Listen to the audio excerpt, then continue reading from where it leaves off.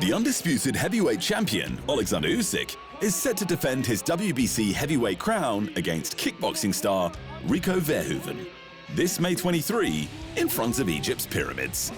But he's already mapped out the next 2 fights he wants before hanging up the gloves. Listen, Rico, this is first. Second, it's a who win. Wardley or Dubois? Wardley Dubois. You can't say Dubois again, Yeah, though. and third fight, it's my friend Greedy Belly Tyson Fury. The 39-year-old has flirted with retirement plans recently and is expected to handle Verhoeven with ease. Following that, he then wants to face the winner of Fabio Wardley versus Daniel Dubois for Wardley's WBO title. And for his final fantasy matchup, he'd like to finish the trilogy with Tyson Fury. While Usyk has already knocked out Dubois twice in championship unification bouts, he is yet to face his one-time mandatory challenger, Wardley, due to Usyk vacating the WBO belt that Wardley now holds.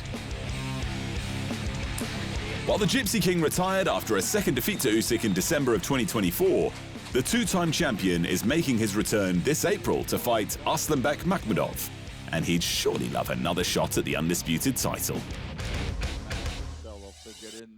Missing from Usyk's shortlist is his two-time rival Anthony Joshua, who his promoter Eddie Hearn says could be returning for a bout in Saudi Arabia this July.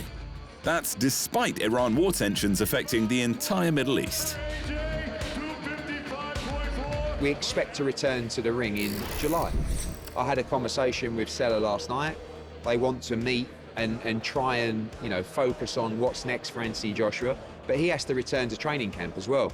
And I expect him to do that over the next couple of weeks. And when he does that, we'll get a clearer understanding of actually when he'll return to the ring. But I expect that to be around July time.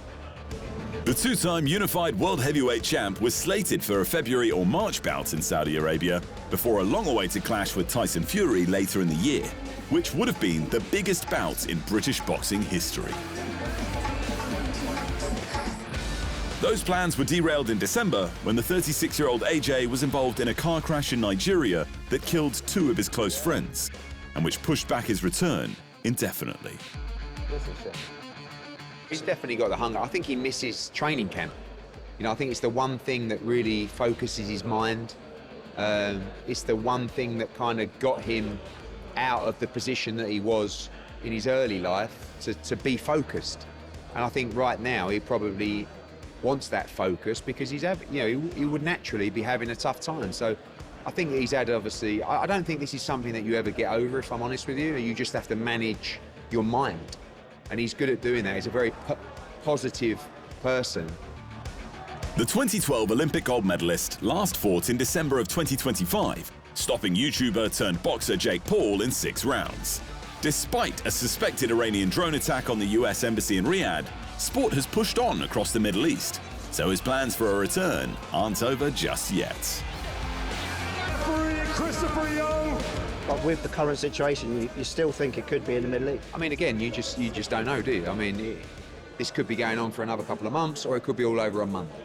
So, we'll wait and see. But we are in the beginning of March, and any return will probably be slated for around July time. Most Valuable Promotions is launching a global platform for women's boxing, MVPW, with a multi-year ESPN deal starting this April. Netflix. Good night. The launch will feature 3 cards packed with top female fighters, which is something they can do now, having signed almost all of the biggest names in women's boxing. And there are more to come as well. MVP and ESPN announce long-term partnership, a major step forward for women's boxing, read the announcement tweet. MVP and ESPN have entered a long-term partnership to bring the sport's biggest fights and brightest stars to a global stage. The deal will also support the launch of MVPW, the first dedicated women's boxing league, created to showcase elite female talent and tap into the rapidly growing women's sports audience. The league already features 43 signed fighters, including 38 world champions and top contenders, bringing together some of the best female fighters in the world under one banner. Launching April 2026 in partnership with ESPN, the future of women's boxing just got even bigger. Cards will spotlight such rising superstars as the undisputed champ Alicia Baumgardner, unified champ Shadesha Green, and the former UFC champ and Boxing Hall of Famer Holly Holm, just to name a few. And all of whom will be competing in separate championship bouts. Since its start, MVP has become the home of women's boxing by going all in on genuine superstar talents like Katie Taylor and Amanda Serrano.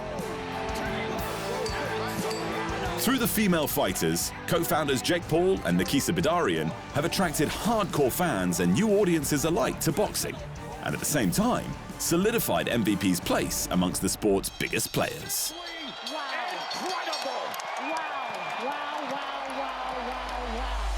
And finally, the IBF champ Jai Opetaia claimed the inaugural Zuffa Cruiserweight title by outclassing Brandon Glanton in Jai's US debut.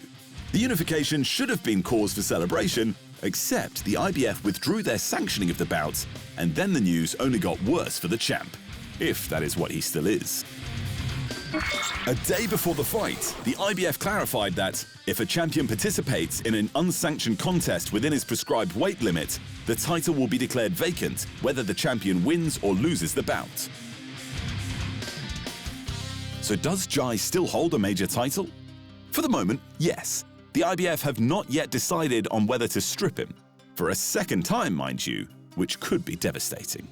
The Aussie champ signed with Zuffa in January specifically to chase undisputed glory, but apparently he can't do that now that he's with Zuffa. At UFC Fight Night 269, Josh Emmett meets Kevin Vachejos in a fiery featherweight main event. In the co-main, women's strawweights Amanda Lemos and Jillian Robertson finally square off after Lemos missed the original December 2025 bout with a mouth injury. And in boxing, Arnold Barboza collides with Kenneth Sims for nothing but pride and purses. Relegated to playing second and third fiddle are the unified strawweight champ Oscar Chiazzo and the undisputed women's flyweight champ Gabriela Fundora, because titles don't really matter in boxing.